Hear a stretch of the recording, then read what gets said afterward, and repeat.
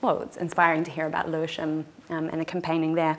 Next we have Joel Benjamin, who will be kind of continuing on, I think, from Helen's discussion and speaking about local government debt. Joel is from Move Your Money, and he's been part of the group of organisations who have recently launched the People versus PFI campaign.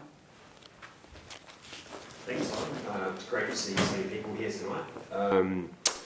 Following on from what Helen and Mary have just been saying about issues around financialisation of housing and sort of PFI in the NHS, I'll be sort of focusing on local government, so how sort of the local councils have been indebted over the past few decades.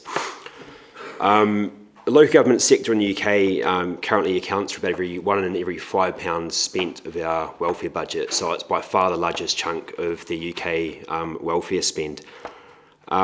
Since the banking crisis in 2008, council budgets have been slashed by about 35%, so by far the largest proportion of austerity cuts have afflicted local government spending.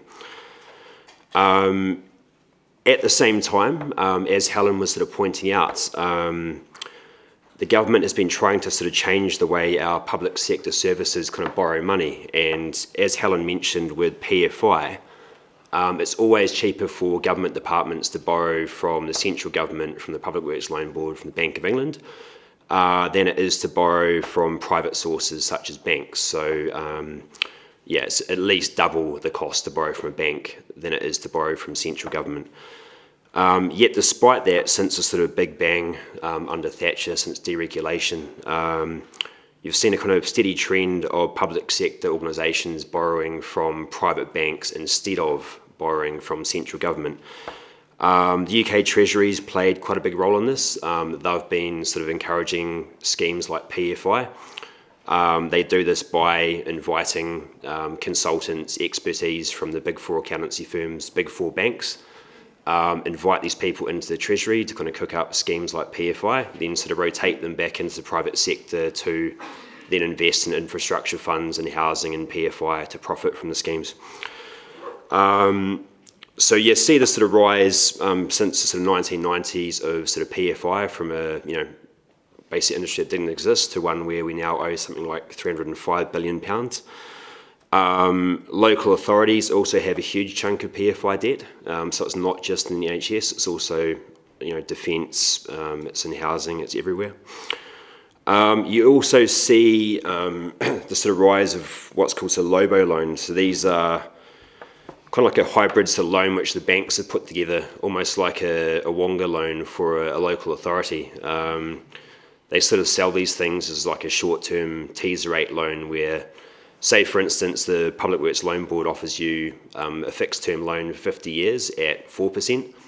The banks know they can't compete with a fixed-rate loan, so what they do is they'll give the local authority 5 years at, say, 2 or 3%, and the local authority thinks, oh, gee, this is a good deal. Then 5 years down the line, the bank says, well, actually, now you'll be paying 7%, 8%. And so over the past year and a half, I've been sending out FOIs to local authorities to see how many of these sort of LOBO loans they've got on their books, to see what sort of interest rates they're paying, and ultimately to see who advised them that these sort of harebrained loan schemes are actually good value. Some of the councils have been particularly cagey about what they've been giving back. So for instance, Newham Council, we have got the Focus D15 Mums campaigning on sort of social housing. They've actually borrowed £500 million from private banks, the largest amount of debt of any local authority in the UK, principally from RBS and Barclays. And they've refused to hand over the loan contracts because what they'll show is that the loans are such bad value they'd look completely incompetent.